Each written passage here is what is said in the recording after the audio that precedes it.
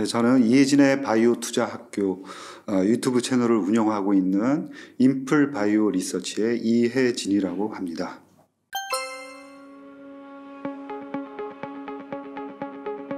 그 연초 대비해서 미국과 한국 굉장히 올해는 흡사한 흐름을 보이고 있는데요. 연초 대비해서 그 미국 기준으로 해서 바이오텍이 한 20% 정도 이상 상승하는 흐름을 보이다가 우리나라도 어느 정도는 좀 안정된 흐름을 9월 달까지는 보였습니다. 그런데 9월 달에 두 가지 이야기가 나왔었죠. 뭐냐면 금리를 조금 더 올린다. 지금도 힘든데 앞으로 더 한 번 더 올릴 수도 있다라는 얘기가 나왔고요. 그 다음에 금리를 인하한다 하더라도 그거는 2024년 말 정도는 될 것이다. 라는 얘기죠. 참으로 이제 암담하다. 그리고 힘든 시기를 굉장히 더 오래 지속해야 될 것 같다라는 그런 이야기들이 나오면서 거의 9월 초부터 시작을 해서 10월 말까지 두 달 동안 연속적으로 많은 시가총액을 잃었습니다. 둘 다 우리나라, 미국 똑같은 현상이 벌어졌고요. 바닥이 10월 말 정도에 형성이 됐습니다. 그러니까 이제 물가가 어느 정도 안정이 되면서 일단 추가 금리 인상에 대한 우려감 이런 것들이 조금씩 불식이 됐었죠. 그러면서 바닥에서 현재 한 20% 정도 올라온 상황이고요. 연초 대비해서는 미국 바이오텍 그리고 한국 제약 바이오 지수는 11% 정도 상승한 그런 모습이고요. 미국의 빅파마 같은 경우에는 작년도가 거의 BEP 약간 플러스 나는 기준으로 지수 상태를 보였거든요. 그러니까 S&P 기준으로 보면은 상당히 강세를 보였던 겁니다. 작년에 주시장이 굉장히 안 좋았죠. 그런데 올해는 상대적으로는 부진하긴 하지만 작년하고 2년 연속 횡보 흐름을 보였다. 이렇게 정리를 해볼 수 있습니다.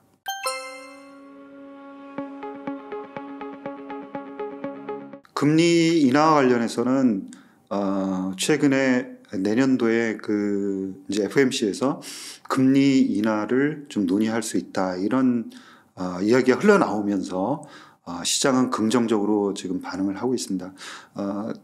CME 페드 와치를 보면은 내년에 3월이나 아니면 5월 정도에 금리를 인하하기 시작할 것이다 라는 그런 확률을 보여주고 있습니다. 따라서 저도 이제 비슷한 얘기를 계속 이제 해오고 있는데요. 내년도 1분기에서 2분기로 넘어가는 상황에서 금리가 인하될 가능성이 있다. 대신 그 폭은 제한적일 수 있다라는 점이죠. 따라서 바이오 제약 지수는 금리의 그런 변화에 대해서 한 6개월 정도 선행하는 그런 모습을 보입니다. 따라서 현재 바이오 지수는 좀 미리 움직이고 있다 이렇게 보고 있습니다.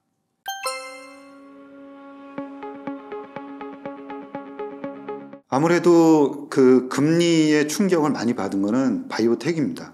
그러니까 금리 1% 상승할 때마다 약 15%의 충격을 받거든요. 그러니까 5% 금리가 미국 기준으로 금리가 상승을 하면서 거의 7-80% 거의 대부분의 주식들이 급락하는 그런 모습을 보였고요. 최근에는 약간 반등하는 모습을 보이고 있습니다. 따라서 금리에 많은 충격을 받은 아무래도 바이오텍이 조금 더 금리의 하향 변화에 대해서 수혜를 받을 것이다 이렇게 보고 있습니다.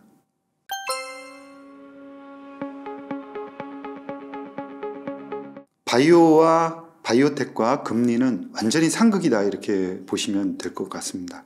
그러니까 이제 바닷물에 비유하면은 바닷물이 들어오면은 배는 뜰 수밖에 없는데 그리고 바닷물이 빠져나가면은 배는 뜰 수가 없는 거죠. 그거와 마찬가지로 이 금리는 돈을 의미하고 바이오텍으로 금리가 상승하면 돈이 들어오지 않습니다. 따라서 돈이 들어오지 않으면은 기술 개발을 전혀 할 수가 없는 거죠. 왜냐하면 사람을 고용할 수가 없고 개발을 할 수 없습니다. 따라서 최근 3년 동안 금리 급등에 의해서 가장 충격을 많이 받은 섹터는 바로 제약 바이오 섹터입니다. 상대적으로 금융 섹터가 가장 큰 수혜를 받죠.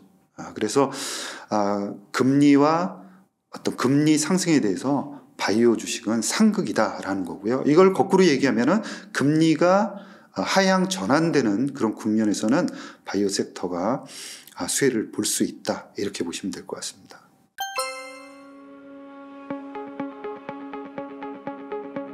예, 말씀하신 것처럼 금리 인하가 가장 큰 호재입니다.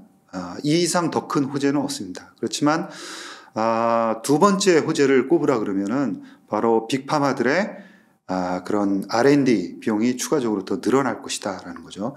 2021년 그리고 22년에 걸쳐서, 특히 20년도 마찬가지인데요.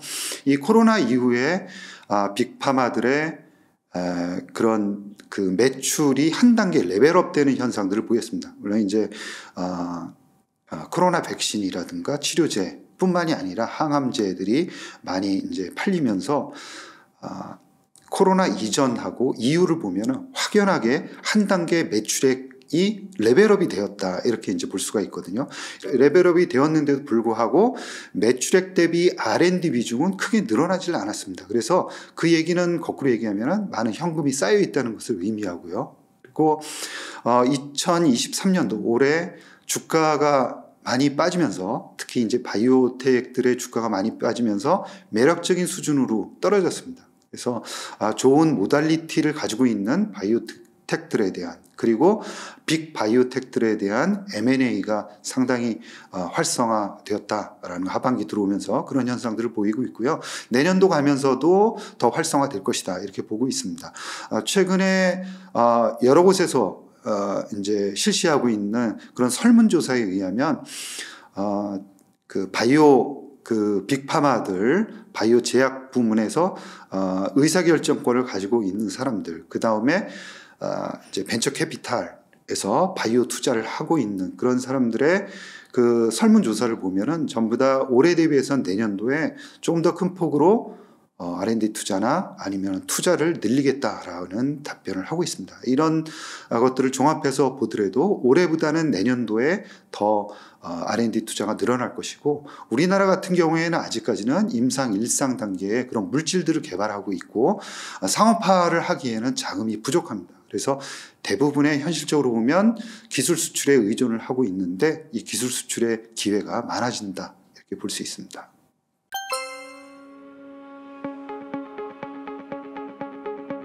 사실 우리나라에 있는 유전자 편집 치료제의 임상 단계에 진입한 회사가 없습니다. 그래서 지금 상황에서는 미국에 있는 회사들의 관심을 보여야 한다, 이렇게 보고 있고요. 최근에 영국과 그다음에 미국에서 유전자 편집 치료제의 승인을 받은 크리스퍼 테라퓨틱스를 관심을 가지면 좋다라고 생각을 하고 있습니다. 그리고 유전자 염기서열 한 개를 이제 편집하는 그런 베이스 에디터의 기술을 가지고 있는 빔 테라퓨틱스나 아니면은 빔 테라퓨틱스로부터 기술을 이전받아서 심혈관의 임상을 진행하고 있는 벌브라는 회사, 이렇게를 관심을 좀 많이 가져야 된다, 이렇게 생각을 하고 있고요. 일단 유전자 편집 치료제가 한 개가 나왔습니다. 그래서 향후에는 유전자 편집 치료제에 대한 조금 더 자신감, 이런 걸 가질 가능성들이 있고, 또 빅파마들의 유전자 편집 치료제에 관련한 그런 기술들, 크리스퍼 카스9이라든가 아니면 여타 이제 기술들에 대한 관심도도 높아지지 않을까, 이렇게 생각을 하고 있습니다.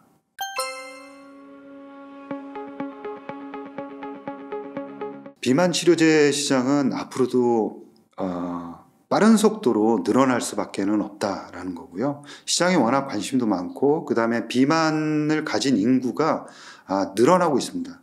그리고 미국 시장이 가장 큰데 미국에서의 비만율이 점점 올라오고 있습니다. 과거부터 계속 이 비만율은 증가하고 있다라는 그런 추세적인 증가세를 보이고 있어서 향후에도 비만 치료제와 관련한 그런 시장은 늘어날 수밖에 없다라고 보고 있고요. 지금 노보노디스크하고 일라이 릴리가 신약 승인을 받으면서 이 두 회사가 거의 이 시장을 장악을 해 나갈 것이다 이렇게 보고 있는데요. 그 향후에는 조금 더 많은 업체들이 뛰어들 가능성이 있습니다. 그런데 이 뛰어들 때의 그런 경쟁 양상은 조금 더 달라질 수 있습니다. 뭐냐면 지금은 살을 얼마나 많이 빼느냐 하는 거에 관심이 집중되어 있는데요. 향후에는 살을 많이 빼면서도 조금 더 안전성이 높은 치료제, 예를 들어서 이제 비만 치료제의 부작용이다 하면은 근손실을 들 수 있습니다. 그러니까 근육이 같이 빠지는 거죠. 그래서 근육은 대단히 중요하지 않습니까? 혈당 관리라든가 이런 측면에서 중요한데 그런 혈관 관리, 혈당 관리에서 좀 불리하게 작용할 수 있다 이런 측면하고, 두 번째는 요요 현상입니다.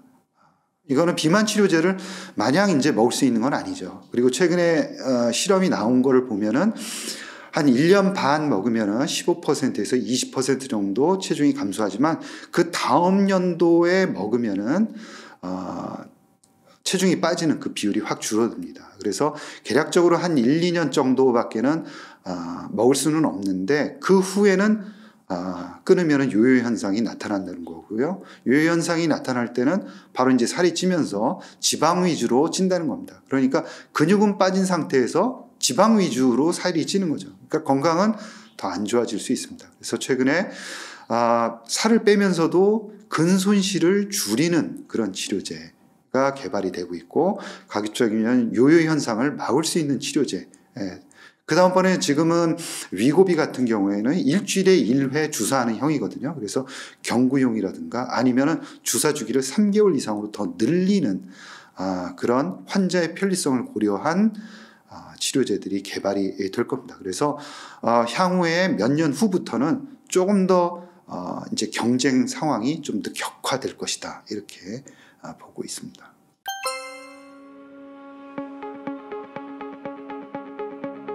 우리나라에서 가장 먼저 임상 3상에 진입을 했습니다. 에페글레나타이드로 임상 3상을 진행을 하고 있고요.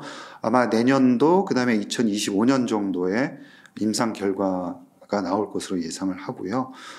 그 다음번에 2026년부터는 상업화가 진행될 것이다. 그렇게 이제 예정이 되어 있고요. 한미 같은 경우에는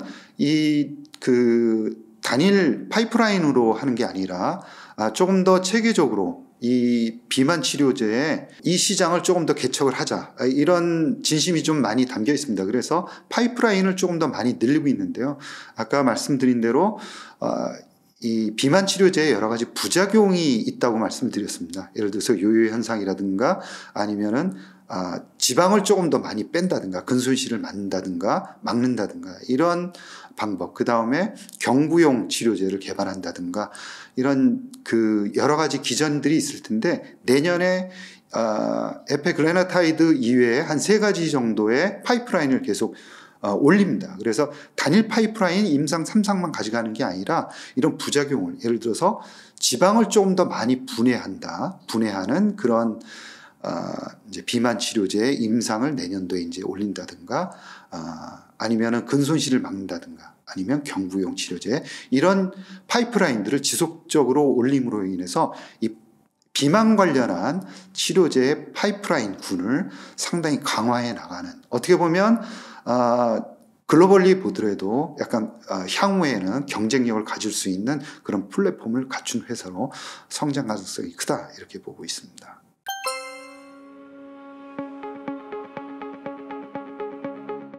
ADC 기술은 올해 거의 그 1,000억 달러, 그러니까 우리나라 돈으로 하면은 뭐 한 130조 원이 거래가 됐습니다.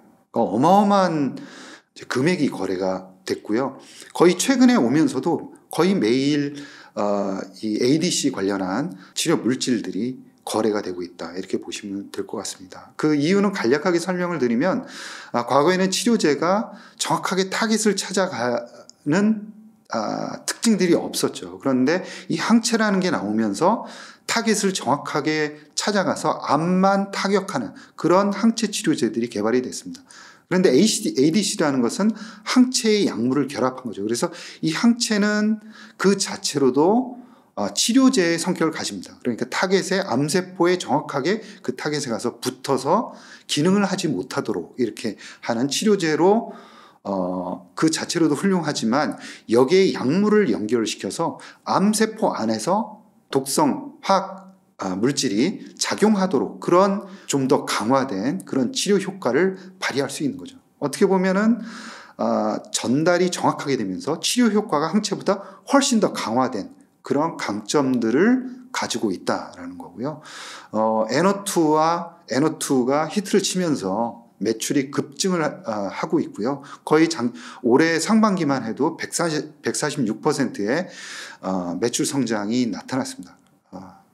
그 이후에 이 ADC 관련한 그런 물질들이 어마어마하게 빠른 속도로 이제 거래가 되고 있고요. 아까 말씀드린 대로 올해만 1,000억 달러 이상의 M&A와 기술 거래가 이루어졌다. 전 세계적으로 보면은 다이치 상교가 2030년도에 가장 큰 매출을 올릴 것이다. 이렇게 이제 예측들을 하고 있고요. 지금은 시젠으로 인수가 화이자로 인수가 완료된 시젠이라는 회사가 있습니다. 이 회사가 랭킹 2위를 하고 있습니다. 그 외에 특징적인 것을 보면 일본 회사가 랭킹 10위 안에 한 3개 정도가 들어가 있습니다. 그래서 일본이 굉장히 강점을 많이 가지고 있다. 이런 특징들을 보이고 있고요. 우리나라 업체로도 레고캠 바이오가 ADC 기술로는 우리나라에서 가장 앞서 나가고 있는 상황입니다. 우리나라 대부분의 업체들이 그렇지만 기술력은 좋지만 미국이나 일본 회사들 대비해서 출발한 시점들이 조금씩 늦습니다.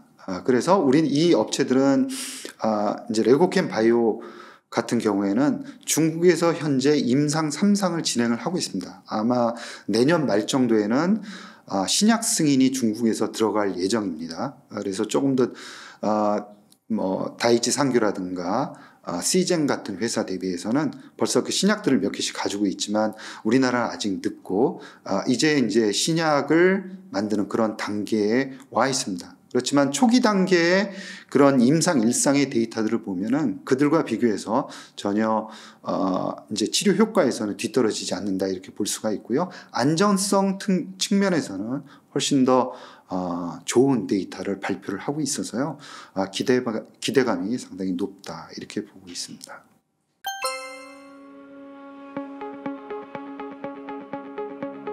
아무래도 실적이다 이렇게 보고 있습니다. 실적에서 확실히 차별화를 보이고 있다는 점이 투자 포인트다라고 생각을 하고 있습니다. 실적은 지속적으로 올라가면서 주가는 많이 빠지고 밸류에이션은 좋아지는 그런 현상들이 보이고 있습니다. 그러니까 경쟁 업체에 대비해서는 경쟁 업체들은 굉장히 지금 안 좋은 상황이죠. 그래서 밸류에이션들이 굉장히 낮아지는 상황이기 때문에 삼성 바이오로직스도 같이 떨어져야 되는 거 아니냐 이런 논리가 현재 작용을 하고 있습니다. 그렇지만 실적이 계속 올라가고 있는 상황이고 올해 내년 가시성이 굉장히 높은 상황입니다.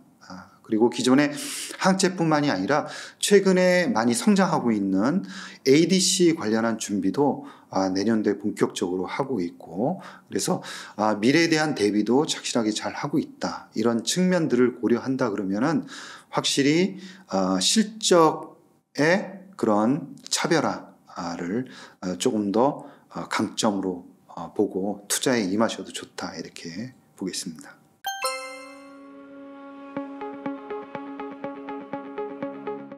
판매 조직과 그 다음에 어떻게 보면 연구개발 조직이 합쳐지는 그런 구조를 가지고 있습니다. 그래서 투명성이 증가될 수밖에 없다라는 점이죠. 과거에 셀트리온의 발목을 잡았던 투명성, 그 다음에 비용적인 측면에서도 절감될 가능성이 많다 이렇게 보고 있습니다. 그리고 이제 그 통합된 회사로서 비용을 사용할 수 있는 비용이라든가 이런 마케팅 비용이 크게 증가할 수밖에는 없는데요. 따라서 통합된 회사로서 마케팅 비용을 조금 더 탄력적으로 쓰면서 매출액을 늘려갈 가능성이 있다라는 점이고요. 향후에 특히 또 신약 부문의 매출을 크게 끌어올려야 됩니다. 비전에서 얘기한 수치를 맞추려고 그러면 조금 더 외부에 있는 신약 물질들을 도입을 해야 되거든요. 그래서 그런 측면에서 보면은 합병된 셀트리온으로서 덩치를 조금 더 키워놨기 때문에 향후에 M&A 할 때 조금 더 큰 기업이라든가 아니면은 그런 좋은 물질들을 도입을 해도 큰 회사에 그런 충격이라든가 부담감은 덜을 수 있다. 이런 점들이 강점으로 작용할 수 있다라고 보고 있습니다.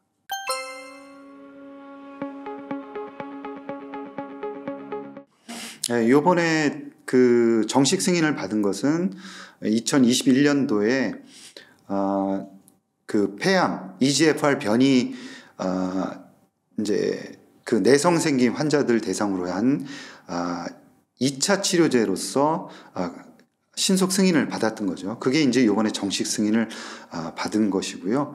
1차 치료제로서는 6월 달에 이제 승인을 받은 상황입니다. 따라서 유전자 변이 양성 그 폐암 유전자 변이 EGFR 변이 폐암 환자에 대한 1차 치료제 그리고 2차 치료제에 대한 신약을 모두 승인을 얻었다 이렇게 보시면 될 것 같고요. 그뿐만이 아니라 지금 존슨앤존슨과 글로벌 임상을 하고 있는 레이저티닙하고 아미반타맙의 이 병형치료요법의 전체 생존 기간이 얼마나 이제 좋게 나오느냐 하는 그런 데이터. 그 다음에 내년도에 FDA 1차 치료제로 정식 승인이 이제 들어갈 텐데요. 그런 이벤트들이 보다 이제 유한양행에는 중요하지 않을까 이렇게 보고 있습니다.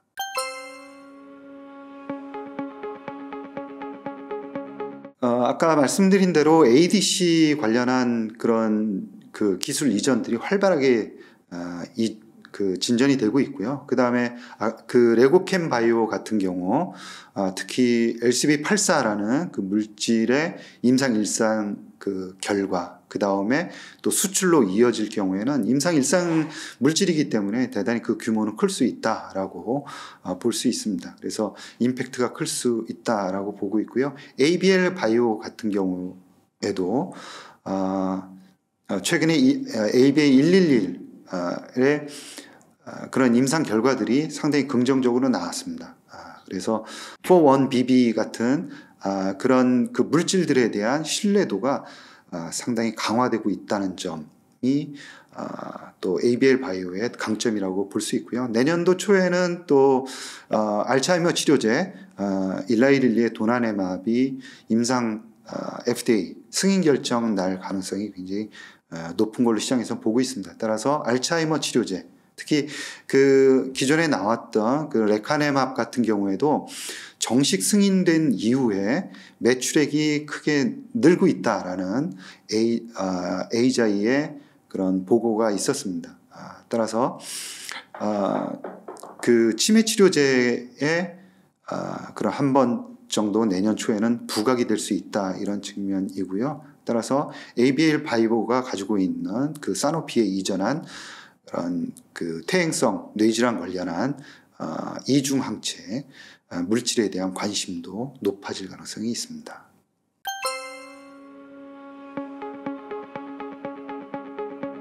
구체적인 그런 그 실천 방안 이런 것들이 아직 구체적으로 나오지는 않았기 때문에 그 데이터를 그 수치를 어떤 식으로 어느 시점에서 얼마만큼 하겠다 이런 이제 구체적인 제시가 나오지 않았습니다. 그래서 아직까지는 명확하게 답변을 하기는 어려울 것 같고요.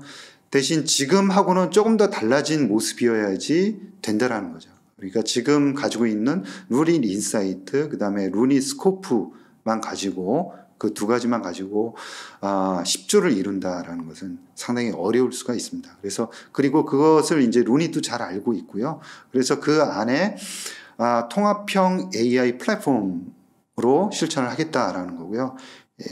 이것은 이제 막 시작을 하고 있는 거죠. 그래서 얼마나 구체적으로 앞으로 실천을 해 나가는지를 점차 보면서 판단해야 되는 그런 문제다라고 생각을 하고 있고요. 최근에 뭐 다양한 M&A라든가 이런 걸 통해서 기업을 확장시켜 나갈 가능성들이 굉장히 높습니다. 그리고 그 이제 확장시켜 나갈 때 하나의 화두는 계속 통합형 AI, 의료 AI 플랫폼입니다. 그래서 이 통합형 AI 플랫폼 속에 루닛 인사이트라든가 또 루닛 스코프를 가지고 암을 얼마나 조기 진단할 것이냐, 그리고 어떻게 치료제를 개발할 것이냐라는 이 두 가지 사안을 잘 해결해 나갈 것이다. 그리고 그 화두는 조금 더 정확한 진단, 지금보다도 훨씬 더 이제 믿을 만한 그런 진단, 제율형 진단 AI죠. 그러니까 어떻게 보면 지금은 의사를 보조하지만 나중 가서는 거의 확실하게 단독으로 의사결정을 내릴 수 있을 정도의 그런 신뢰성 있는 자율형 진단 AI 플랫폼을 나오는 겁니다. 그렇게 되면은 이 플랫폼을 가지고 다양한 기능들을 그 안에 집어넣을 수 있겠죠.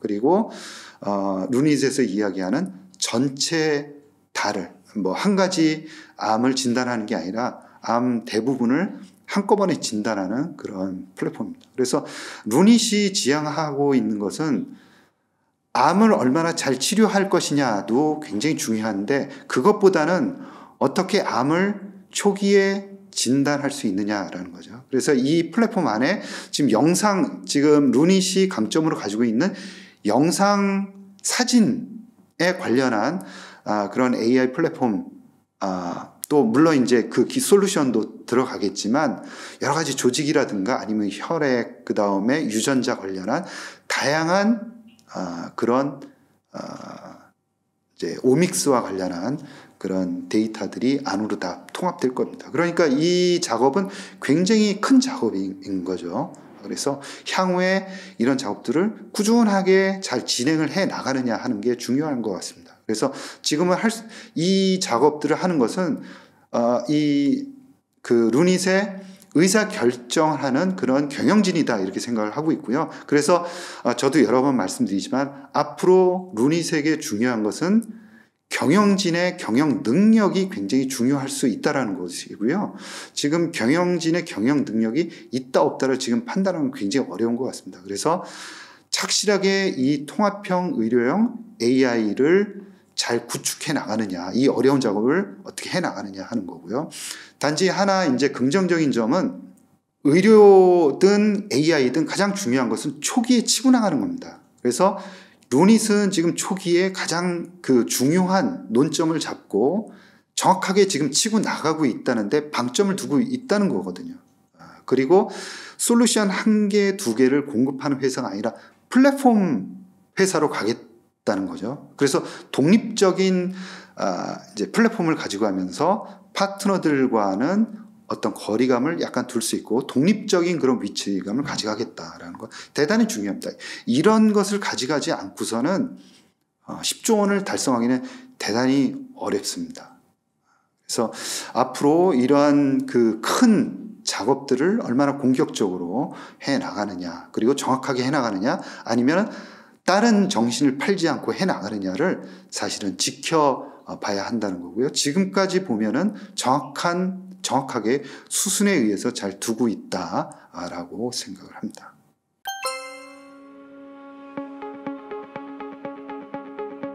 지금 굉장히 중요한 질문인데요. 이 진단, 그러니까 AI를 활용한 의학적 해결, 즉 암을 어떻게 치료할 것이냐, 진단할 것이냐에 대한 관심들은 너무 많습니다. 그리고 빅테크, 우리가 알고 있는 구글이라든가 마이크로소프트라든가 뭐 엔비디아 이런 모든 회사들이 다 관심을 가지고 있고요. 지금 화이자라든가 뭐 노바티스라든가 이런 빅파마들과 다 연계가 되어 있습니다. 그 협업을 하고 있는 거죠. 그리고 빅테크뿐만이 아니라 바이오텍들, 예를 들어서 엑센시아 같은 회사들이 가장 공격적으로 적극적으로 빅파마들과 협업이 되어 있고요. 대학들도 참가를 많이 하고 있습니다. 그 다음에 루닛과 같은 패사이 AI 같은 회사도 지금 빅파마와 협업을 하고 있습니다. 우리나라 업체들이 굉장히 잘하고 열심히 하고 있지만 대부분이 국내 회사들하고 협업을 하고 있고, 협업을 할 때 받는 돈의 규모가 너무 작습니다. 그렇기 때문에 사용해야 되는 돈은 패스 AI라든가 미국에 있는 회사들 못지않게 많이 사용을 해야 됩니다. 그럼에도 불구하고 얻어들이는 돈들은 빅파마한테 그 돈을 받아야 하는데 받지를 못하는 거죠. 그러니까 유상증자를 통해서 받을 수밖에 없습니다. 매출이 그렇게 크게 늘어나느냐? 그렇지 않을 겁니다. 왜 그러냐면 미국에서조차 매출액이 AI 그 약물을 개발하는 회사들의 매출이 드라마틱하게 늘어가지는 않습니다. 그래서 많이 늘어봤자 1000억 단위의 500억이나 아니면 1000억 단위로 이렇게 늘어가고 슈레딩거를 보면 그렇습니다. 그래서 제가 드리고 싶은 말씀은 대부분의 이 AI와 의료와 관련돼 있는 업체들은 아주 덩치 크고 무서운 적들이 지금 공격적으로 달려들고 있다는 거고요. 그래서 이 초기 시장에 굉장히 적극적으로 뛰어들어야 되는데 대부분은 솔루션 한 개만을 가지고 겨우 미국 시장에 진출을 하겠다라는 포부만 가지고 있는 거죠. 근데 루닛은 조금 생각이 다른 겁니다. 그래서 통합형 AI를 구축을 하겠다라는 거고요. 아무도 그 작업은 지금 잘 안 하고 있는 거죠. 그래서 전 세계에 있는 의료기관들에 있는 의료 데이터들을 묻겠다는 겁니다. 그 작업을 지금 좀 더 공격적으로 하겠다는 거고 유상증자 자금을 그런 곳에 사용을 하겠다는 거죠. 굉장히 정확하게 짚고 잘 하고 있다라고 생각을 하고 있고요. 다른 쪽에서는 하나의 그 솔루션에 관심이 있는 회사들은 너무나 많습니다. 그런데 통합형 AI를 구축하겠다는 회사는 잘 없는 거죠. 그래서 그 작업을 하고 있고요. 이번에 호주 회사 볼파라 같은 경우도 마찬가지입니다. 이 회사를 어떻게 볼 것이냐 하는 거하고 지금 유상증자를 막 끝난 상황에서 또 자금을 조달하는 거에 대한 우려감 이런 것들이 또 있을 수밖에 없습니다. 저도 마찬가지고요. 그러나 이 회사는 미국에서의 좀 전에 말씀드린 통합형 AI 플랫폼을 전개하는 데 있어서 반드시 필요한 회사입니다. 그리고 가격도 굉장히 합리적인 가격에 인수가 되고 있습니다. 그래서 그러한 것들을 얼마나 이제 그 루닛의 경영진들이 일반 투자자들에게 설득력 있게 이해를 구하느냐 하는 부분이 굉장히 중요한데 그런 노력을 기관 투자가들 상대로 해서는 많이 하는 걸로 보입니다. 그러나 개인 투자자들 상대로 해서는 조금 더 적극적으로 할 필요가 있다는 거고요. 결국은 많은 자금을 아마 시장에서 유상증자를 통해서 하고 또 실적을 보여주고 또 유상증자를 통해서 하는 그래서 기존 투자자들의 결국은 나중 오랜 시간이 지나고 나면 가지고 있는 그런 주식에 대한 그런 비중은 줄어들전정 그런 가치는 굉장히 크게 늘어나는 그래서 서로가 불을 키워가는 그런 그림이 되어야 되겠다라는 거고요. 그래서 루닛과 같은 경우에는 조금 더 단기적인 입장보다는 장기적인 시각으로 조금 전에 말씀드린 그러한 통합형 AI 플랫폼을 가지고 얼마나 다양한 기능들을 그 안에 붙이고 그리고 전 세계에 있는 의료기관의 그 의사들을 그 안으로 통합시킬 거냐. 어떻게 보면 AI 쪽에 구글과 같은 그런 플랫폼을 만들겠다는 거죠. 단지 솔루션 하나, 예를 들어서 후지필름의 그 의료기기에 소프트웨어 하나를 끼어 파는 회사가 아니라 자체적인 통합, 이런 자율형 플랫폼을 만드는 회사가 되겠다는 거죠. 이런 게 지금 차이점이고 약간 다른 회사들이 그리고 있는 그림과는 조금 차이점이 있다. 이렇게 보고 있습니다.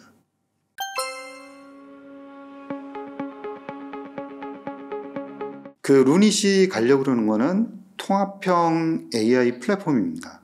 그래서 여기서 필요한 것은 자율적으로 자율형 진단 솔루션인 거죠. 그래서 스스로 많은 학습을 통해서 거의 완벽에 가까운 그런 진단을 해내는 겁니다. 믿고 맡기는 거죠. 지금은 참조만 하는 거죠, 의사가.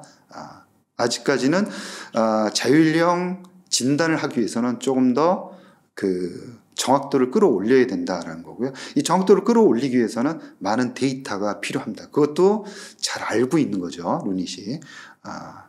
대신 지금부터는 하는 일이 그런 그 데이터를 끌어모으는 작업입니다. 그런데 이 볼파라 같은 경우에는 데이터를 많이 가지고 있습니다. 그리고 가지고 있을 뿐만이 아니라 또 사용할 수 있는, 연구 개발할 수 있는 그런 영상 이미지입니다. 그렇기 때문에 가치가 있다고 보고요. 또한 매년 생산되는 그런 그 이미지가 2천만 장이라고 이제 이야기를 하거든요. 그래서 생성되는 그런 데이터들이 굉장히 많습니다. 어떻게 보면 그 루닛이 그 생각하고 있는 통합형 AI 플랫폼을 개발하는 데 있어서 가장 중요하고 가장 도움이 되는 시발점이 될 수 있다라는 생각이고요. 또한 이 회사가 가지고 있는 미국에 있는 거점들, 다양한 그 이제 의료기관들, 네트워크, 이거는 또 구축할 필요가 없는 거예요. 미리 깔려 있으니까요. 그래서 이 볼파라의 그런 의료 영상 데이터, 그 다음에 의료기관 네트워크를 그리고 새롭게 매년 생성되는 그런 이미지들, 그런 것들을 기반으로 해서 지금부터 이제 가지고 있는, 물론 이제 루닛 인사이트를 그 위에 얹어 팔고 이런 것들은 하나의 수단이밖에는 되지 않는데요. 그 조금 더 큰 그림을 그릴 수 있는 굉장히 중요한 수단이다라고 생각을 하고 있고요. 그 인수하는 가격도 굉장히 합리적인 가격이다. 지금 그렇게 보고 있습니다.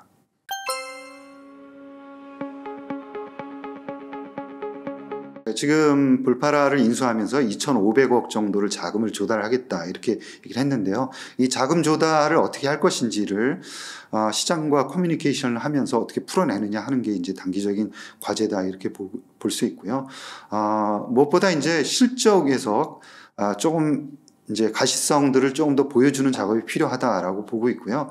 내년도에 들어가면서 올해 4분기 실적, 그 다음에 내년도 1분기 실적, 이거는 이제 루닛 인사이트의 그런 그 매출 증가 속도를 볼 수 있는 그런 좋은 데이터다 이렇게 볼 수 있고요. 또 한 가지는 루닛 스코프에서의 그런 빅파마하고의 그런 협업, 체결, 소식 이런 것들이 굉장히 중요한 그런 이벤트가 될 것이다 이렇게 보고 있습니다.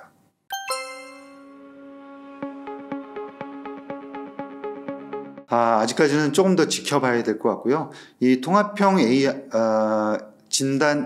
진단 그 플랫폼을 개발하겠다는 이런 생각을 가진 회사들은 아직까지는 좀 없는 것 같습니다. 향후에는 이제 솔루션을 개발해서 그것을 미국 시장에서 파는 업체들은 그리고 성공하는 업체들도 우리나라에서 이제 나오리라 이렇게 생각을 하고 있습니다. 그래서 그런 업체들과 또 어떤 식으로 그런 업체들이 향후에 또 장기적인 비전을 가지고 나가는지 조금 더 지켜봐야 될 것 같고요. 아직까지는 이렇게 그 루닛과 비슷한 길을 걸으려고 하는 업체들은 아직은 발견되지는 않고 있습니다.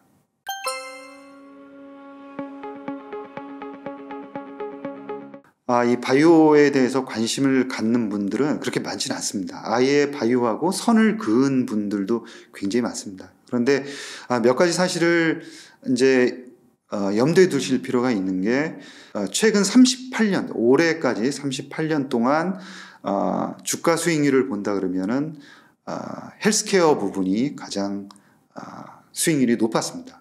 미국의 뱅크 오브 아메리카에서 내놓은 데이터를 보면은 1986년부터 최근 37년간 데이터를 보면은 헬스케어가 가장 높았습니다. 이거는 뭘 의미하냐면 결국 데이터로 보면은 장기 수익률에 있어서는 헬스케어, 즉 그 이제 빅파마가 주도가 됐을 텐데요.